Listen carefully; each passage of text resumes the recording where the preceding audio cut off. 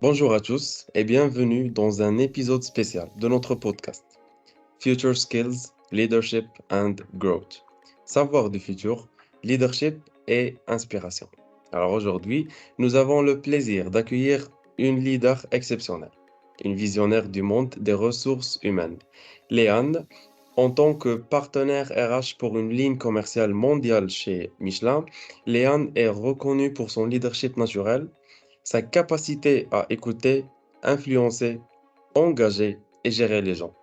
Alors, avec plus de 20 ans d'expérience en tant que consultante, spécialiste RH, gestionnaire d'entreprise et même enseignante universitaire, elle apporte une richesse de connaissances dans la transformation des organisations et la gestion des talents. Alors, son parcours, marqué par un diplôme en psychologie, est une maîtrise en développement organisationnel des entreprises, est un témoignage aussi de son engagement. Alors, attachons nos ceintures, car ce n'est pas seulement un podcast, c'est une plongée profonde dans les compétences du futur et les histoires inspirantes qui les façonnent. Restons à l'écoute pour découvrir des perspectives uniques, des conseils pratiques et des récits captivants qui vont permettre de nous inspirer et de nous motiver. Alors, détendez-vous et préparez-vous à être immigré dans le monde dynamique du leadership avec notre invité Léane. Alors, Léane, je vais entrer directement dans les questions. Alors, j'aimerais juste savoir pourquoi en premier lieu, c'était important pour toi de participer à cette podcast ou bien simplement accepter mon invitation à ce podcast. Bonjour Sagid. Pour débuter, dès le premier moment où tu m'as contacté avec cette idée-là de podcast, l'idée m'a plu. Je pense qu'une des premières raisons, c'est que je suis moi-même une grande fan. J'écoute beaucoup de podcasts de différents sujets. C'est quelque chose qui me nourrit beaucoup. J'aimais l'idée, j'aime l'idée de cette conversation-là, des deux côtés de l'océan et de cet échange.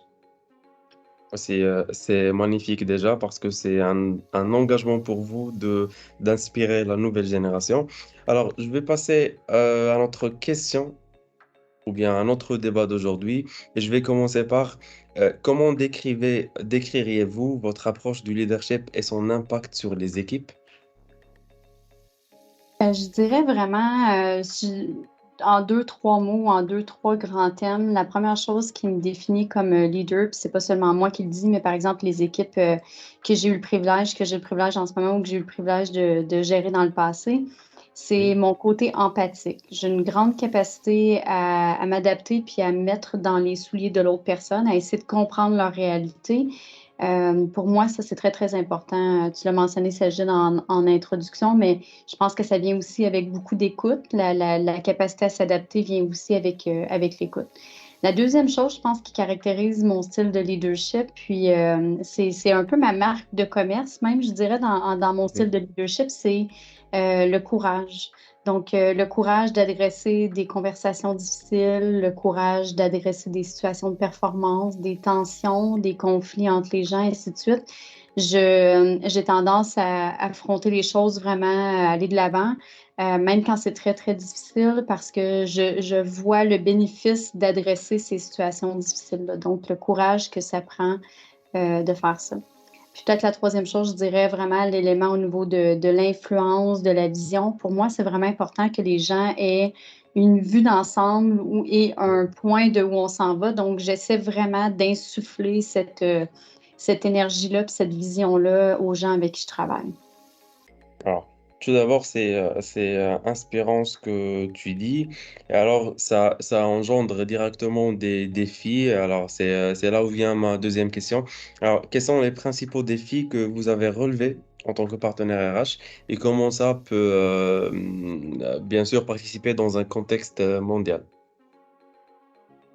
Tout d'abord, je dirais que dans un contexte global, mondial, je suis responsable ressources humaines dans différents pays. Je suis connectée à tous les jours avec des gens de différents pays. Pour moi, c'est davantage une opportunité qu'un défi. C'est-à-dire que je me considère vraiment privilégiée de parler avec des gens d'un petit peu partout dans le monde, de différents pays sur une base vraiment quotidienne ou régulière. L'échange et l'apprentissage que j'en tire d'être en contact avec ces gens-là est beaucoup plus grand que le défi. Après, c'est évident que, par exemple, en ressources humaines, la réalité est souvent très locale, c'est-à-dire, par exemple, la façon qu'on gère la rémunération, les avantages sociaux et ainsi de suite.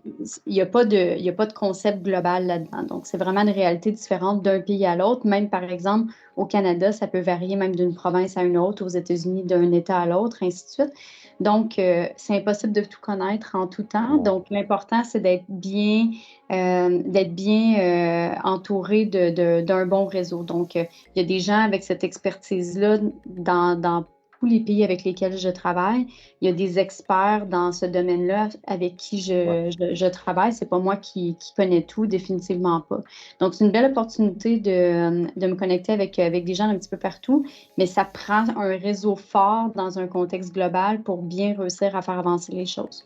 Il y a aussi l'aspect logistique de on n'est pas tous sur le même fuseau horaire, donc forcément, Ouais. ça amène un lot de défis. Le Canada et par exemple l'Asie, c'est plutôt loin et il n'y a pas beaucoup de fuseaux horaires qui fonctionnent bien dans une journée. Mais avec l'organisation, tout est possible. Puis avec un bon réseau plutôt local et régional en place, c'est définitivement possible. Ok. Alors là, nous parlons d'un contexte mondial. Alors ça me dit tout de suite que c'est un contexte de transformation, que c'est un contexte de changement. Et alors, comment on peut favoriser une culture de changement au sein des organisations? C'est une bonne question parce que on l'a mentionné en intro, j'ai enseigné à l'université dont la gestion du changement pendant quelques années. Puis je me rappelle, il y a une dizaine d'années, on expliquait un peu le changement comme un processus avec un début, un échéancier et une fin.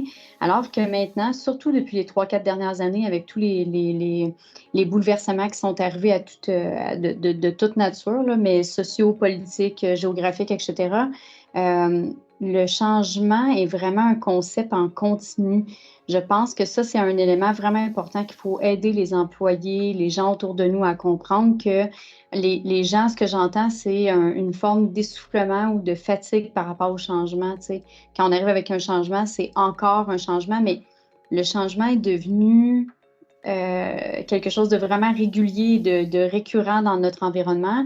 Puis, je pense que comme on aide les organisations à passer, tu sais, à traverser des changements ou les transformations, ben, la première des choses, c'est comment on aide les individus à s'assurer qu'ils prennent soin d'eux et qu'ils ne sont pas trop essoufflés, mais qu'ils comprennent que le changement ne va pas s'arrêter. C'est terminé, je pense, l'époque où on peut dire à cette période-ci dans le temps, il y aura plus de changement, puis on va être beaucoup, beaucoup plus stable. Il faut aider les gens. Fait que je pense qu'il y a un changement il y a un changement un état d'esprit là, qui doit se modifier sur l'approche que chaque individu fait par rapport au changement. Puis je pense que les organisations de façon générale, ont un pouvoir ou une responsabilité de supporter les employés dans comment on peut les informer de ce changement continu-là, puis bien leur faire comprendre que c'est une nouvelle, pour moi, c'est même une nouvelle compétence ou c'est une compétence hyper importante que les gens doivent développer, cette espèce d'agilité-là, puis de capacité, de résilience même à s'adapter en continu.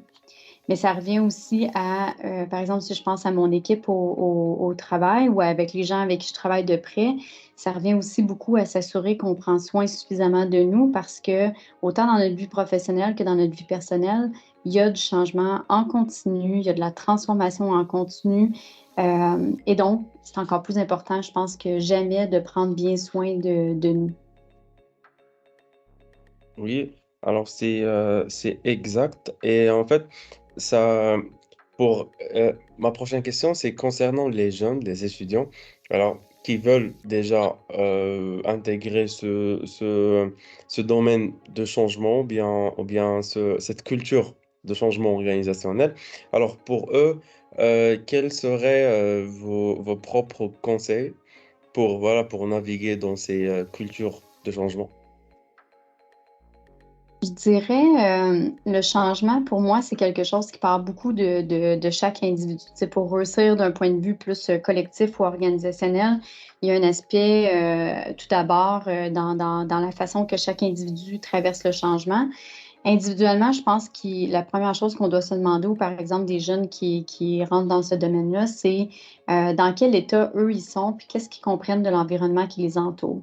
Je pense que ça vaut la peine de prendre ce temps de recul-là, de prendre ce moment-là pour l'analyser, pour l'écrire. Moi, je suis vraiment une fan de, j'ai tout le temps un cahier de notes avec moi, puis il y a des moments où, malgré le fait que je suis très électronique et que je prends la plupart de mes notes plutôt sur mon ordinateur. Des moments comme ça de réflexion, j'ai besoin d'écrire puis d'avoir ce moment de réflexion-là.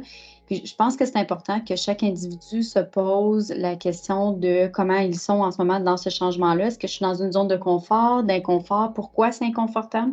Qu'est-ce qui me rend dans cet état-là? Puis, qu'est-ce que c'est mon inconfort? Je ressens de la fatigue, du stress, de la colère, de l'impuissance, ainsi de suite.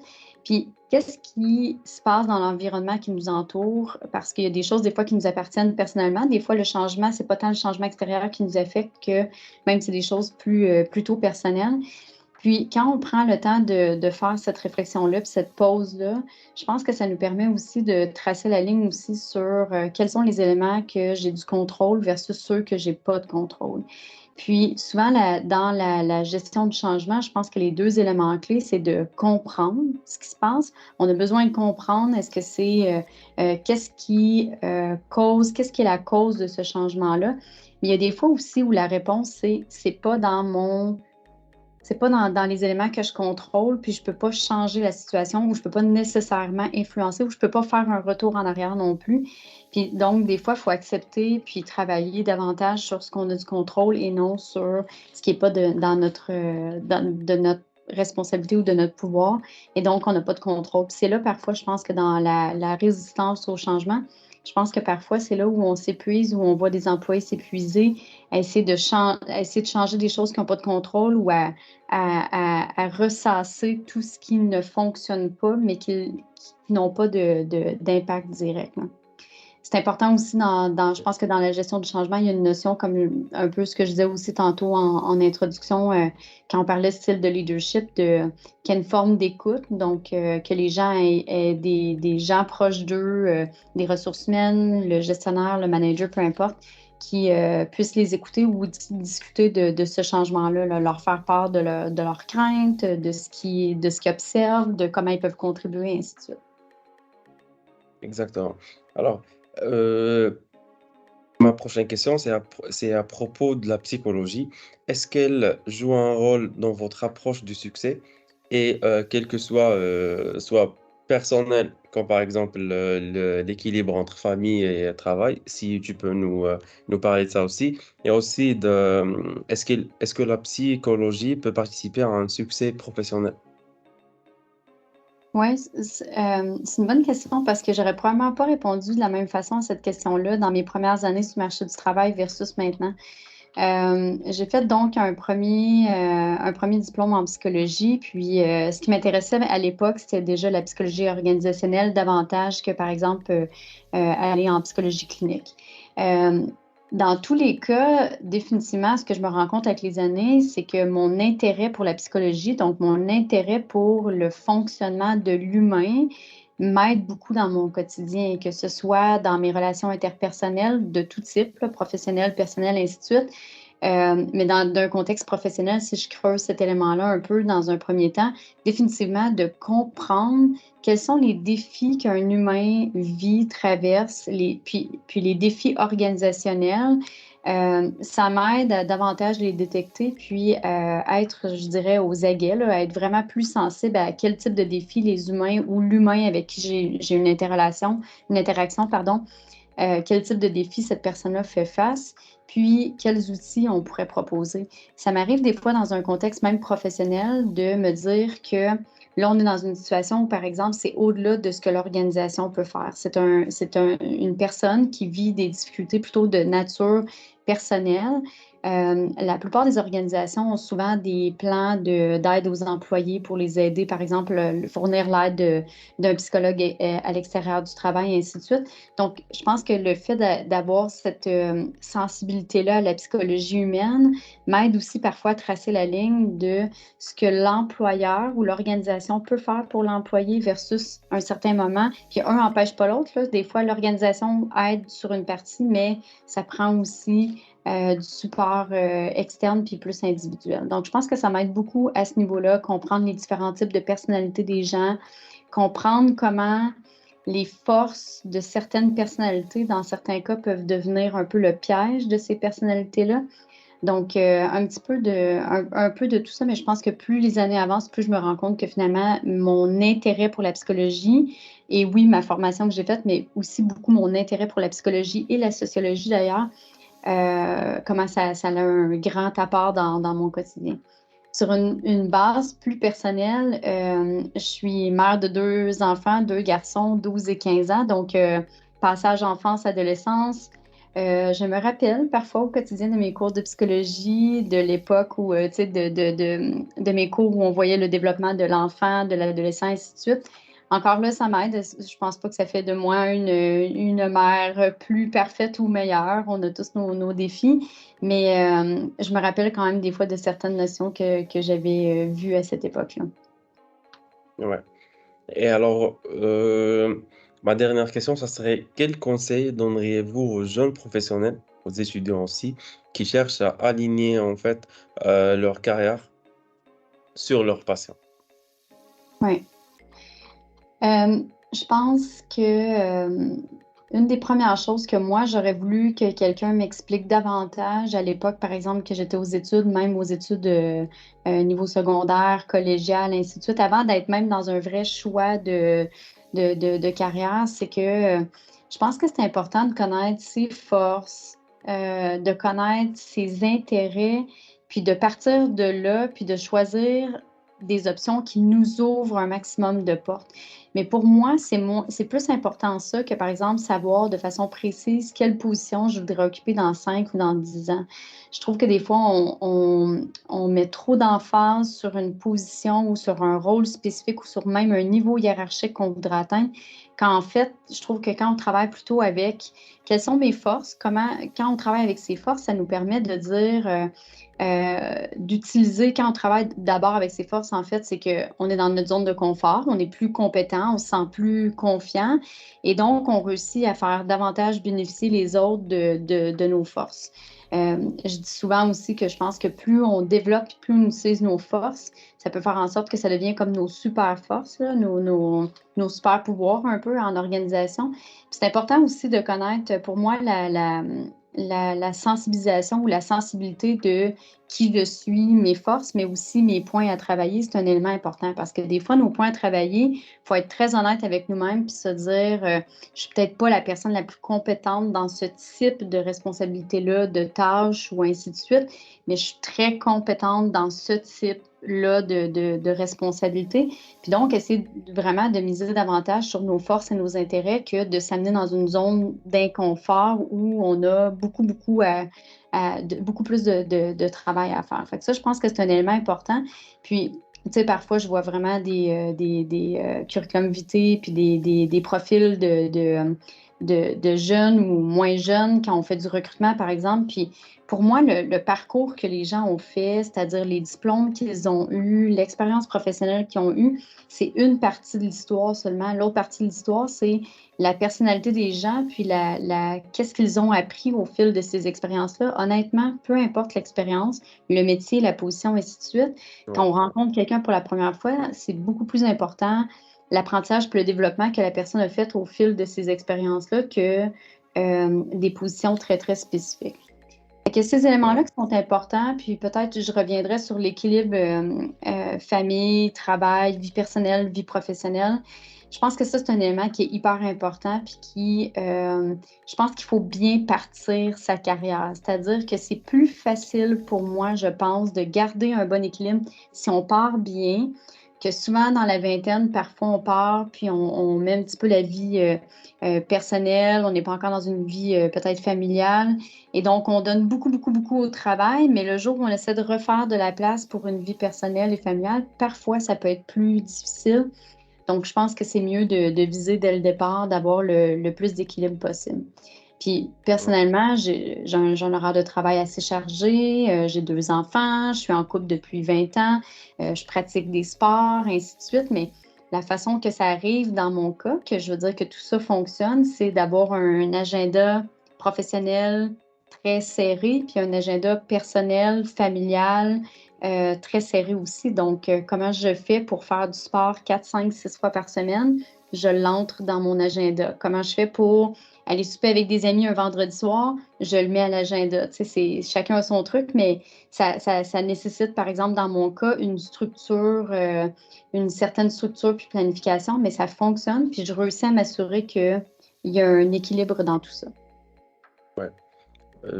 Exactement et en fait, voilà, cher auditeur, c'était notre plongée dans le monde, du leadership et de croissance personnelle avec, notre invité, Léane. Nous espérons que vous avez autant apprécié ce voyage que nous. Et ce n'est pas simplement un podcast, je le répète encore une fois, c'est une invitation à réfléchir à vos propres compétences, à cultiver vos talents et à embrasser surtout le changement avec audace. Alors, souvenez-vous, le leadership ne se mesure pas seulement aux résultats, mais à l'impact positif que vous laissez sur les personnes et sur les organisations. Et merci d'avoir été des nôtres aujourd'hui. Et continuez à cultiver ces compétences du futur, à inspirer et à être inspiré. Restez à l'écoute pour les prochaines découvertes passionnantes et inspirantes avec votre podcast Future Skills. Merci. Merci.